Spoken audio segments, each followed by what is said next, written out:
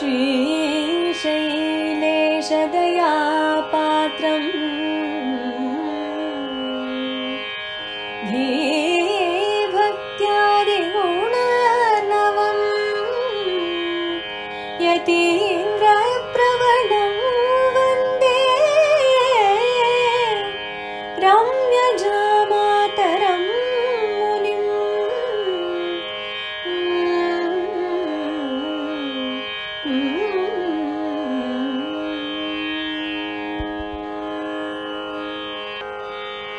உய்ய நினைவுடையீர் உங்களுக்கு சொல்லுகின்றேன், வையகுரும் நம் வாய்மொழிந்த செய்ய கலையாம் வச்சனபூடனத்தின்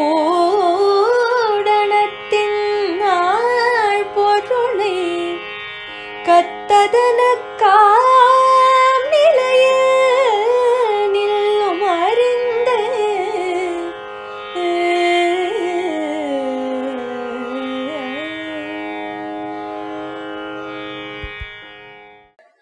ஸ்ரீமதே ராமானுஜாய நமஹ.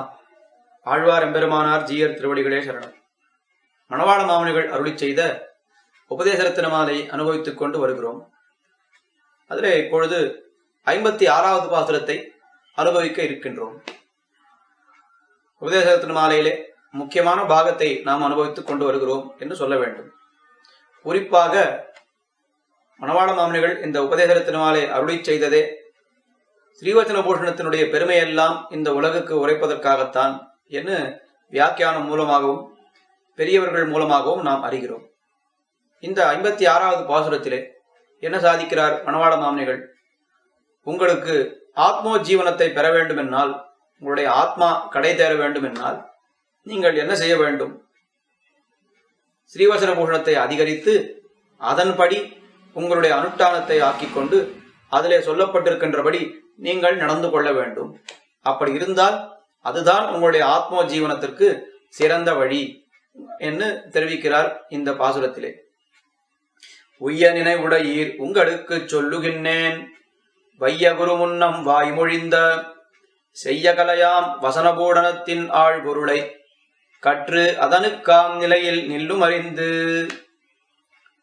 உய்ய நினைவுடையீர், உங்களுக்கு உய்ய வேண்டும் என்கிற எண்ணம் இருக்குமே. ஆனால் இந்த ஆத்மா என்பது எப்படி இருக்கு? எத்தனையோ காலமா நாம் பண்ணிருக்கக்கூடிய பாபங்களை எல்லாம் அனுபவிப்பதற்காக எத்தனை அனாதி காலமாக நாம் இங்கே பிறந்து கொண்டே வருகிறோம். எதுக்கு பிறக்கிறோம் என்னால் பாபத்தை எல்லாம் கழிப்பதற்காக நாம் பிறக்கிறோம். ஆனால் அந்த சமயத்திலே நாம் என்ன செய்கிறோம்? பாபத்தை கழிக்க வேண்டி நாம் பிறந்திருக்கிற காலத்திலே நம்மையும் அறியாமல் இல்லை, நாம் அறிந்தும் அறியாமலும் என்ன பண்றோம்? இன்னும் நிறைய பாபங்களை சேர்த்துக் கொள்கிறோம். அப்ப என்ன ஆகுது? கொஞ்சம் பாபத்தை கழிப்பதற்காக நாம் ஒரு பிறவி எடுத்தால் அதற்கு மேலே நாம் பல பாபங்களை சேர்த்து கொண்டு வருகிறோம். அப்ப இந்த பிறவி கடல் என்பது நமக்கு வத்தாமல் போய்விடுகிறது. வேடிக்கையா சொல்றாளே, ஜான் ஏறினா முழம் செருக்கிறது. நாம் ஏதோ கொஞ்சம் பாபத்தை அனுபவிப்பதற்காக, அதை கழிப்பதற்காக நாம் ஒரு பிறவி எடுத்தால் அந்த பிறவியிலே ஒரு மலமலையாக பாவத்தை பண்ணி விடுகிறோம். இப்ப அதை அனுபவிப்பதற்கு இன்னும் 10 பிறவி, அந்த 10 பிறவியில இன்னும் மலமலையா பல பாவங்கள், அதை அனுபவிப்பதற்கு இன்னும் 100 பிறவி, இப்படியே போயிட்டு இருக்கு.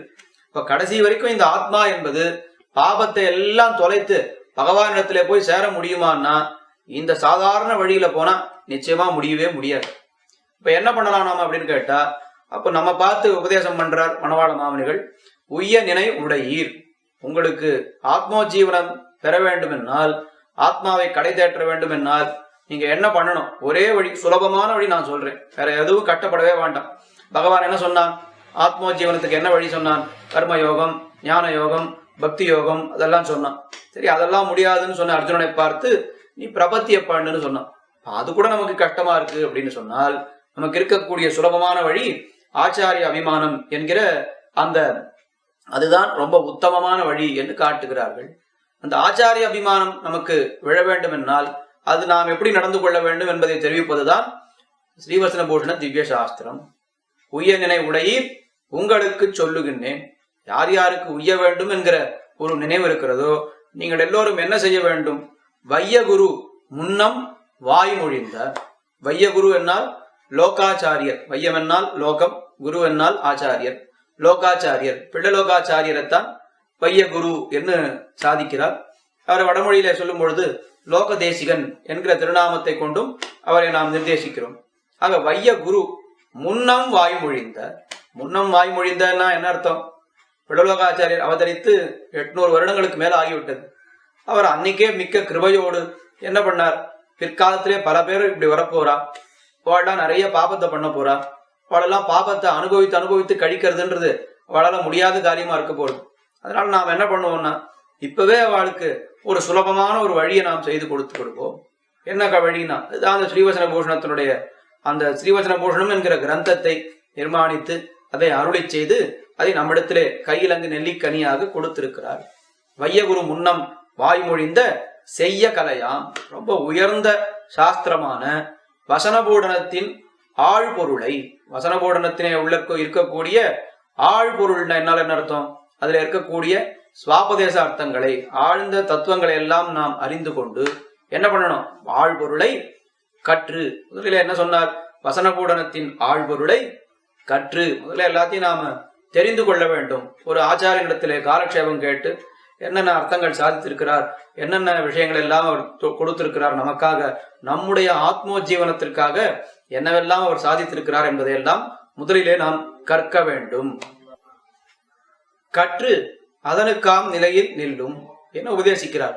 முதலிலே அந்த அர்த்த விசேஷங்களை எல்லாம் நாம் ஆச்சாரியனிடத்திலே அடிபணிந்து கற்க வேண்டும். அதற்கு மேலே சென்ற பாசுரத்திலே சொன்னார் போலே என்ன பண்ணணும்னு கேட்டா, அதன்படி நாம் நடக்க வேண்டும். எப்படி நாம் ஒரு சாஸ்திரத்தை படித்தா சாஸ்திரம் என்ன சொல்றது நமக்கு? இதை பண்ணு, கார்த்தால சந்தியாவந்தனம் பண்ணு, மத்தியானம் ஆத்தியானிகம் பண்ணு, சாயங்காலம் சந்தியாவந்தனம் பண்ணு, இன்னும் என்னென்ன உண்டோ எல்லாம் சொல்றது சாஸ்திரம். அதே போல இந்த ஸ்ரீவச்சன பூஷணம் என்பது நம்முடைய ஆத்மோஜீவனத்திற்கான சாஸ்திரம்.